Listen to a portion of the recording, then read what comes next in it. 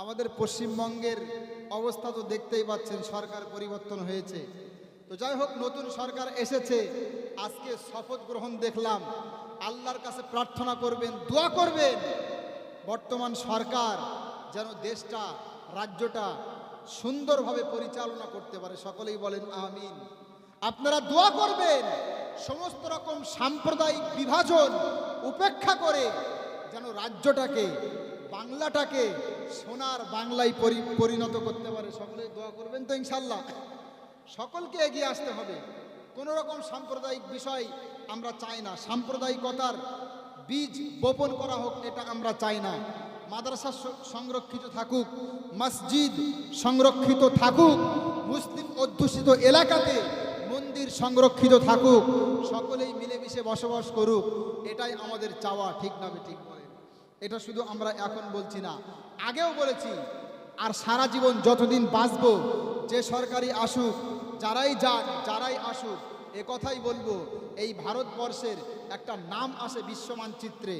এটা বৃহত্তম গণতান্ত্রিক রাষ্ট্র, যেখানে বিভিন্ন রঙের মানুষ বাস করে, বিভিন্ন বর্ণের মানুষ, বিভিন্ন ধর্মের মানুষ, বিভিন্ন ভাষাভাষীর মানুষ আমাদের দেশে বাস করে।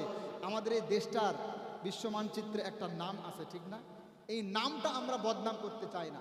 হিন্দু, মুসলমান, আরও যারা আছে, খ্রিস্টান, বিভিন্ন সম্প্রদায়ের মানুষ সবাই মিলে ঐক্যবদ্ধ হয়ে যদি দেশটা গড়ে, আমরা মনে করব এই দেশটা অনেক উন্নত হবে। আর যদি রাজনীতি হয় শুধুমাত্র হিন্দু মুসলিম নিয়ে, তাহলে দেশটা কখনোই উন্নত জায়গায় পৌঁছাবে না।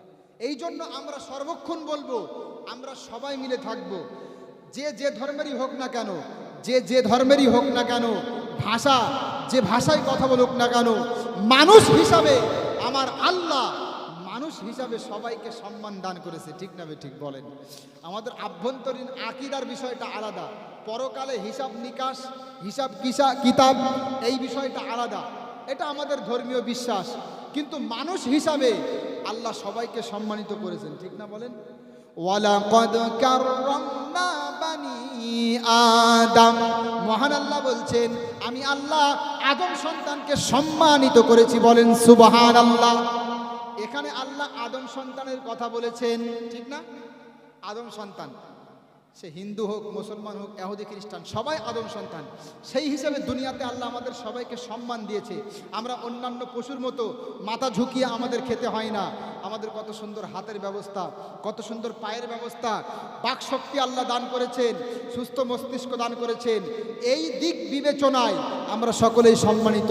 বাকি আখিরাতের বিষয়টা